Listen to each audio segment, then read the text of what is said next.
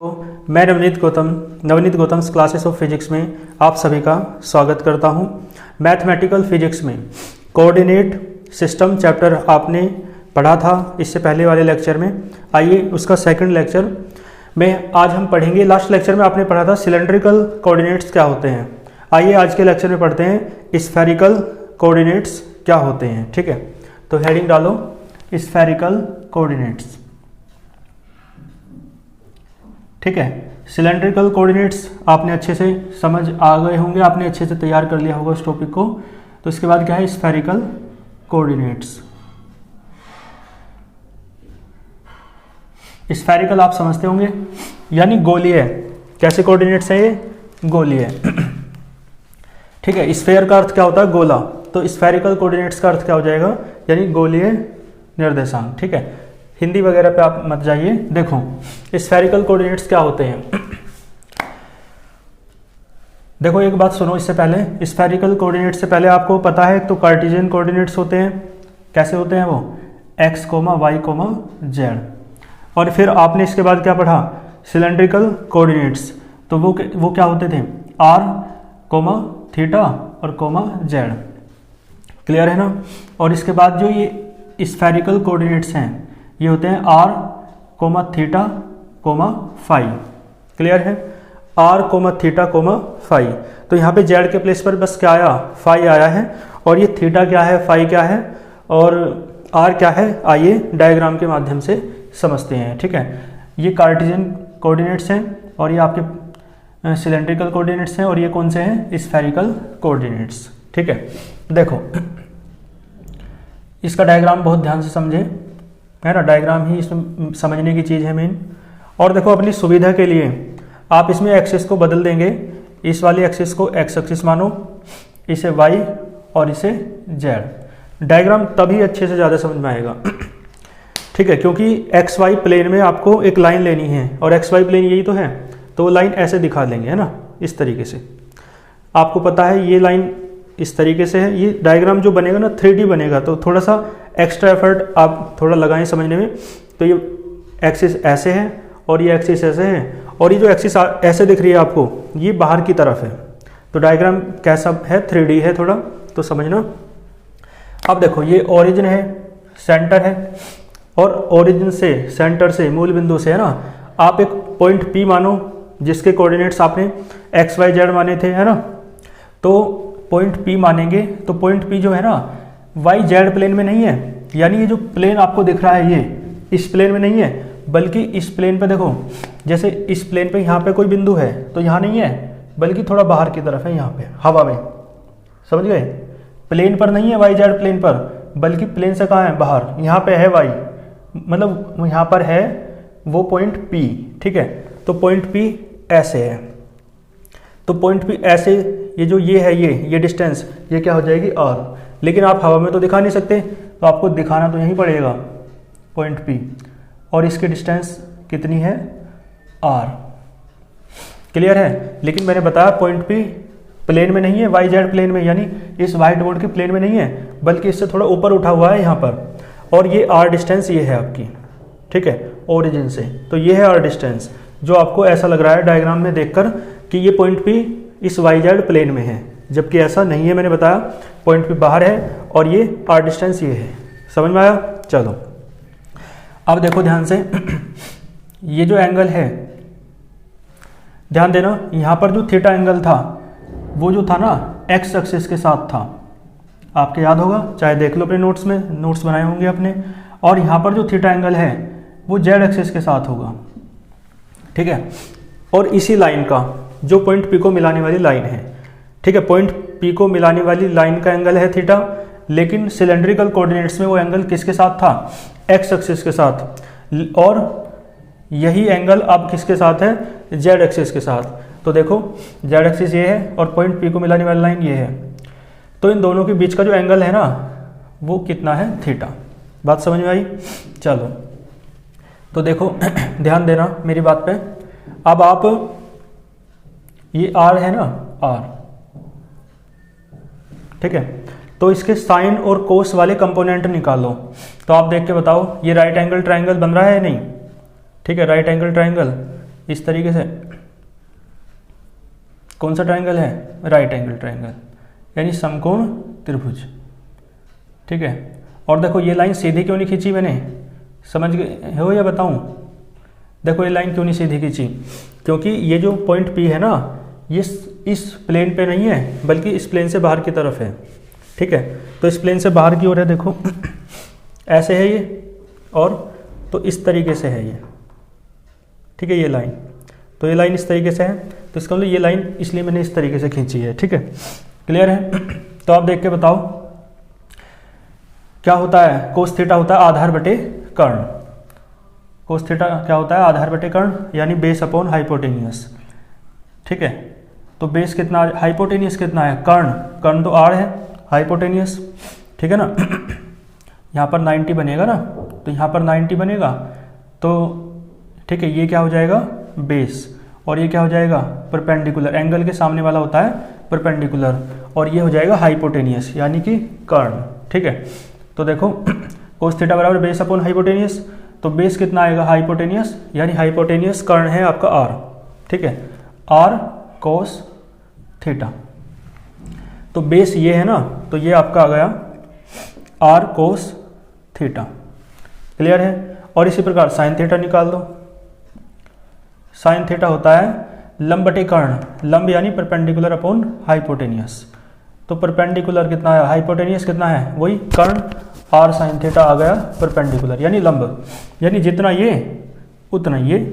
ठीक है, आपको पता है ना दोनों पैरेलल हैं, तो इसका मतलब है ये कितना आया?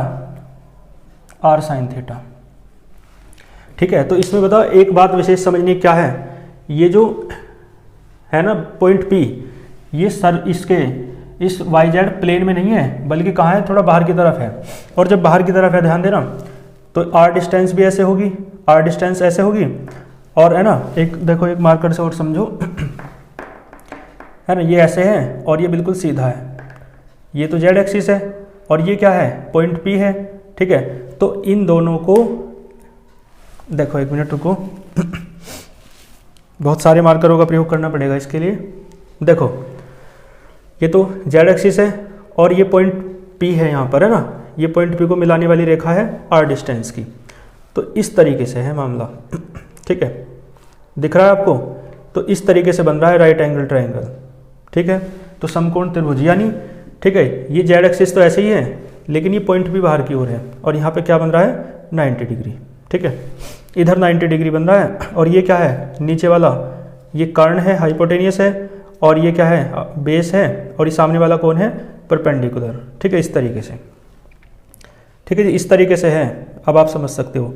तो तिरछा है ना ये, तो ये तिरछा इसलिए तो बनाया, और जितना ये उतना ये।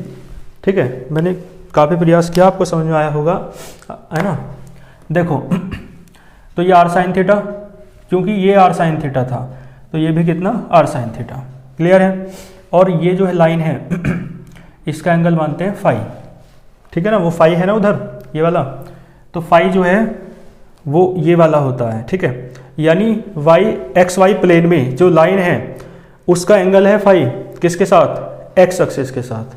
ठीक है, ये चीज़ें फिक्स होती हैं, तो मैं लिख भी देता हूँ, चलो, कि r क्या है, थीटा क्या है, मैंने, है ना, ये भी रफ कर दूँ, समझ गए होंगे आप। देखो अब इस डायग्राम में देख के बताओ आप, r क्या है?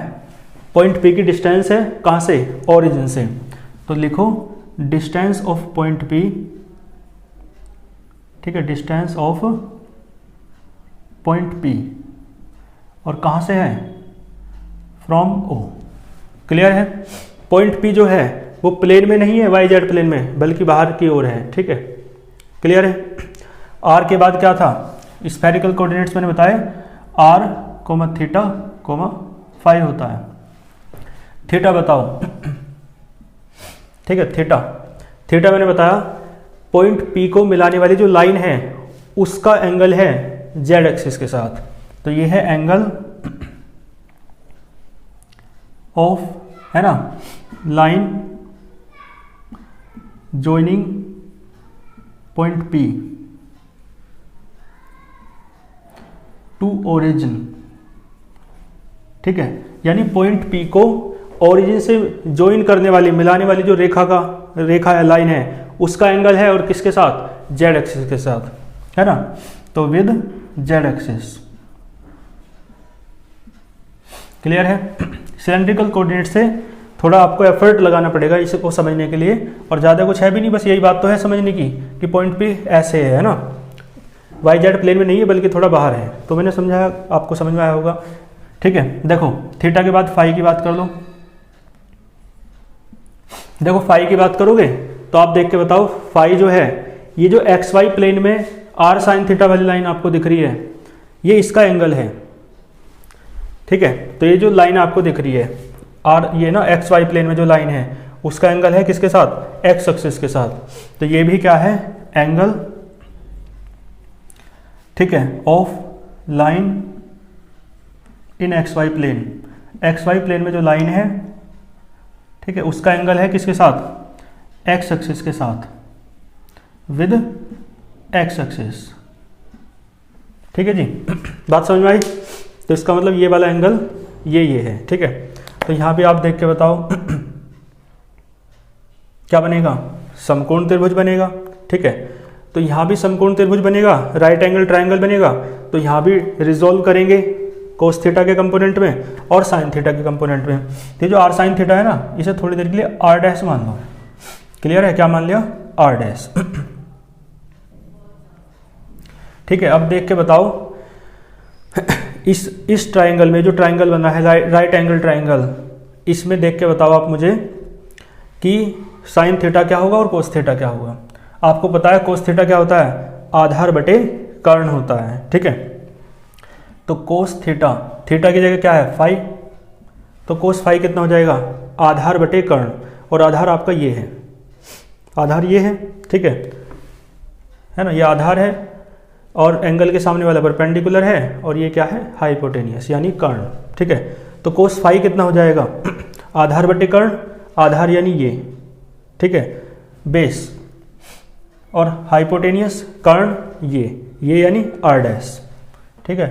तो बेस कितना आया, आर डैश कोस फाई, ठीक है, और आर डैश का मान क्या है, आर साइन थीटा, और इंटू कोस फाई। तो आपका जो बेस आया है ना, वो R sine theta into cos phi आ गया है, ठीक है। बेस ये वाला कितना आ गया, ये वाला, ठीक है, कितना आया, r cos theta into sine phi. मैं लिख देता हूँ क्या है, आर साइन थीटा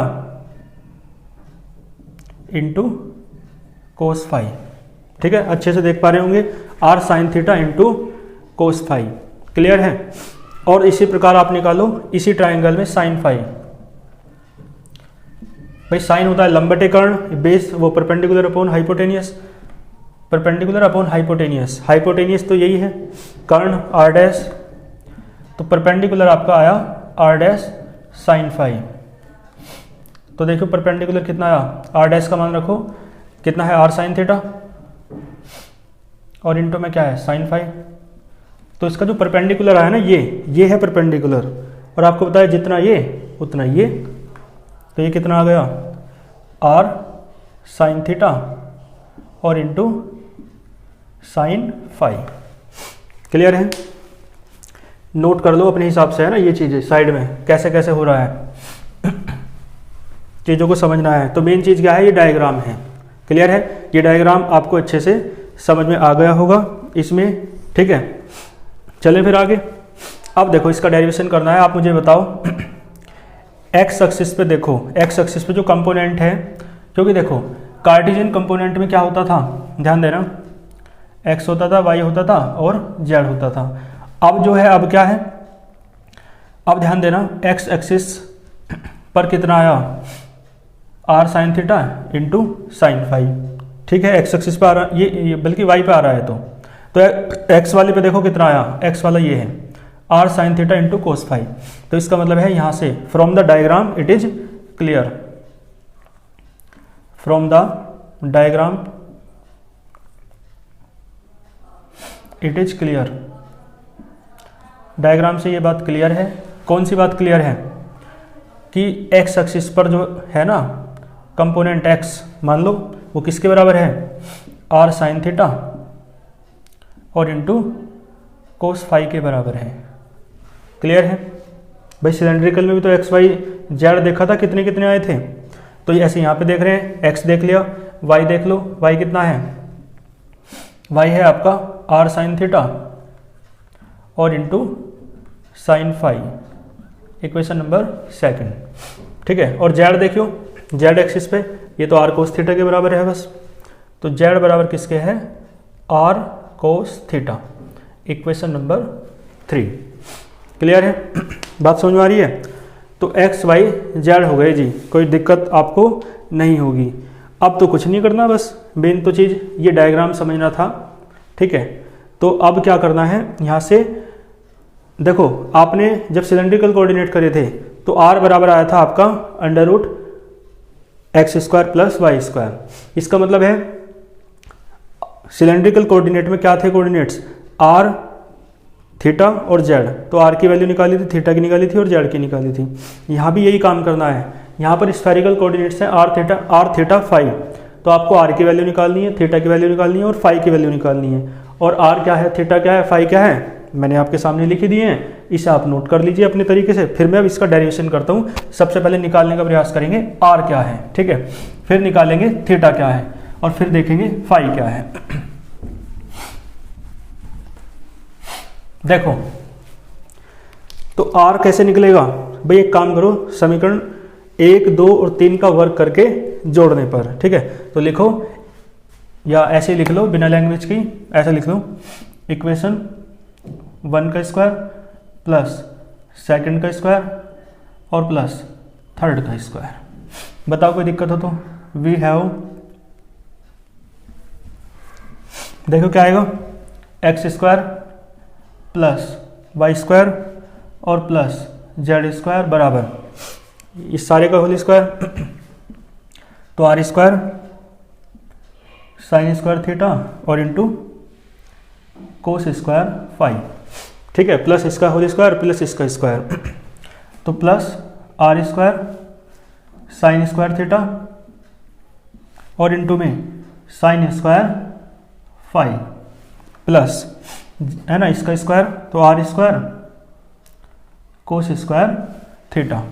ठीक है जी, तो देखो क्या आएगा, x square plus Y square plus z square. देखो यहाँ पे देखो ये दोनों कॉमन आ रहे हैं, कॉमन ले लो, R square sine square theta, तो क्या जाएगा sine square phi plus cos square phi.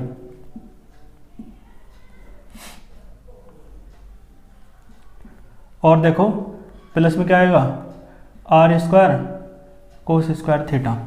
ठीक है जी, ये 1 हो जाएगा, आपको पता है। तो बचेगा x square plus Y square plus z square बराबर आर स्क्वायर, ये तो 1 हो गया। ये बचा साइन स्क्वायर थीटा और ये बचा r square cos square theta.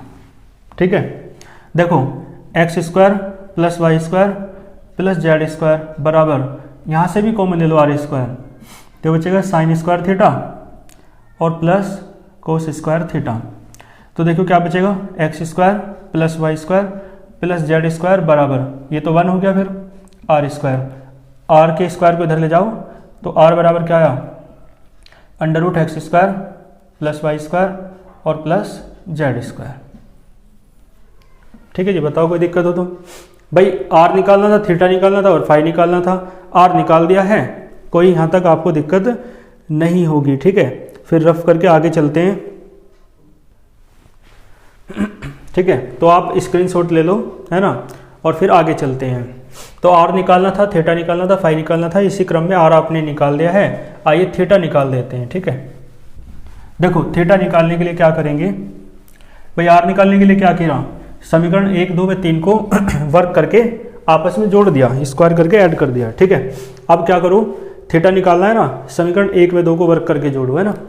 तो देखो इक्वेशन 1 का स्क्वायर प्लस इक्वेशन 2 का स्क्वायर, तो वी हैव, देखो क्या आएगा, x square plus Y square बराबर are square sine square theta और into cos square phi plus are square क्या है, साइन स्क्वायर थीटा और इंटू साइन स्क्वायर फाई। बताओ जी कोई दिक्कत हो तो।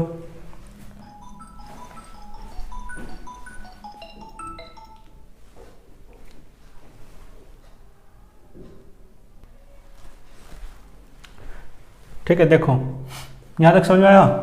आपने समीकरण 1 व 2 का वर्क करके जोड़ दिया है। ठीक है, इसका स्क्वायर करा प्लस इसका स्क्वायर करा और इसका और प्लस इसका। ठीक है, यहाँ से देखो कुछ कॉमन है, x square plus Y square बराबर, यहाँ से कॉमन है आर स्क्वायर और आप देखेंगे साइन स्क्वायर थीटा, और क्या बचेगा अंदर, इसे पहले लिख लो इसे बाद में लिख लो, sine square phi plus cos square phi, ये 1 हो जाएगा।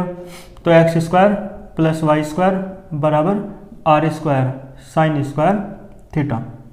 ठीक है, इसका वर्ग है ना, इधर ले जाएंगे तो अंडर रूट हो जाएगा। तो under root x square plus Y square बराबर कितना आया, r sine theta. Equation number 4। यहाँ से आपको अभी थीटा नहीं मिला, थीटा मिलेगा आर साइन थीटा और ये क्या है, आर कोस थीटा। समीकरण 4 को भाग करो समीकरण 3 से, तो टेन थीटा बन जाएगा ना, आपको पता है। इसी तरीके से निकालते हैं। तो आर तो आपने निकाल दिया ना। देखो, तो equation 4 is divided by third we have. ठीक है जी, देखो क्या आएगा, under root x square plus Y square और अपॉन जेड बराबर आर साइन थीटा और अपॉन में आर कोस थीटा, आर से आर कटा। ठीक है, तो ये आ जाएगा टेन थीटा। तो under root x square plus Y square और बटे में जेड बराबर टेन थीटा। टेन को इधर ले जाओ, थीटा निकालना है ना, तो थीटा बराबर आया tan inverse under root x square plus Y square और अपॉन जेड। बताओ कोई दिक्कत हो तो। आराम से समझ में आ रहा है ना। तो जेड वो थीटा भी निकल गया, आर भी निकल गया। अब क्या निकालना है, फाई। नोट करो यहाँ तक। ठीक है, स्क्रीनशॉट लो, चलते हैं फिर आगे, या उधर जगह है भी कर देते हैं। देखो अब हमें क्या निकालना है, फाई। फाई कैसे निकलेगा देखो, फाई निकालने के लिए ठीक है, एक काम करो, इन दोनों को डिवाइड कर लो आपस में।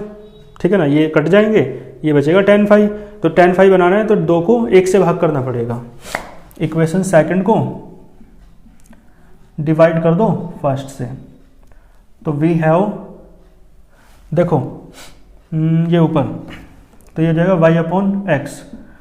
तो ये क्या है, आर साइन थीटा और इंटू साइन फाई अपॉन ये क्या है, आर साइन थीटा और इंटू कोस फाई।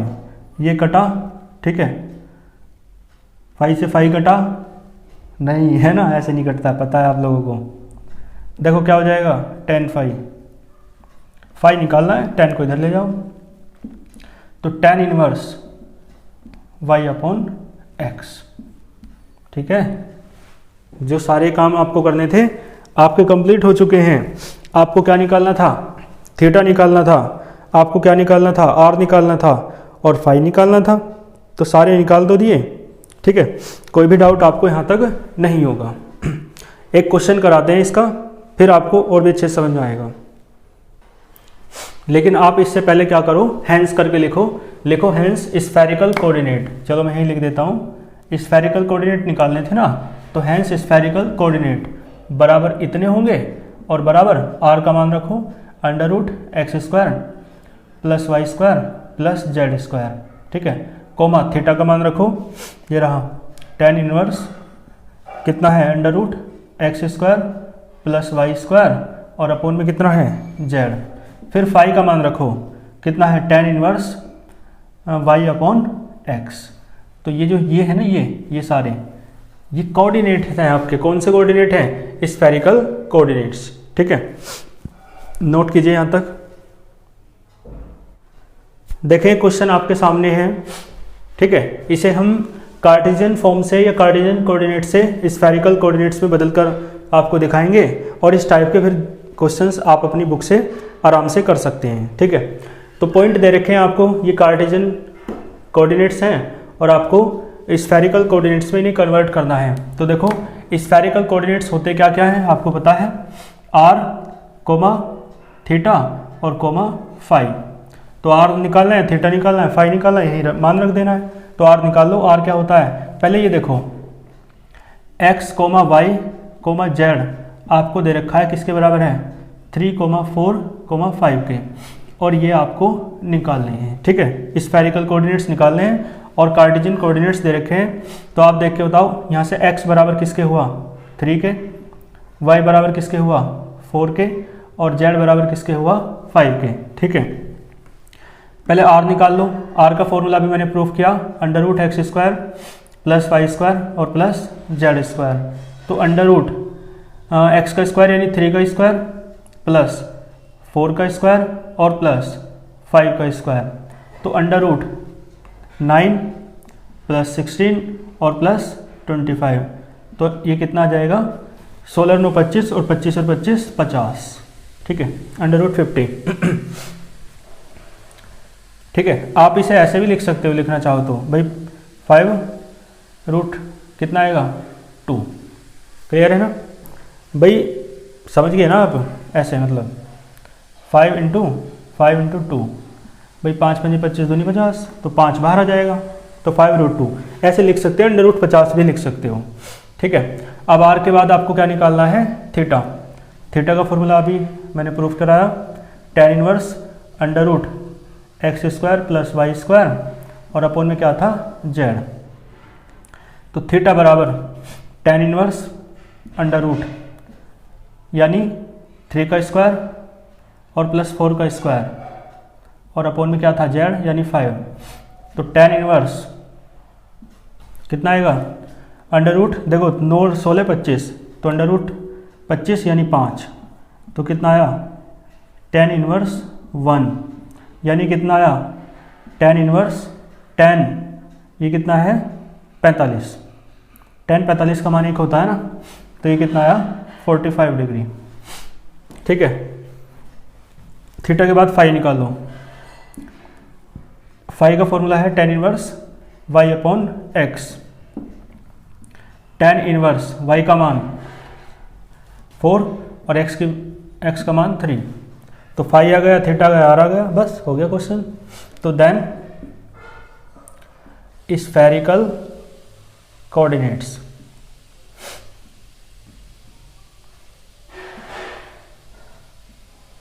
ठीक है, बराबर करके लिख दो।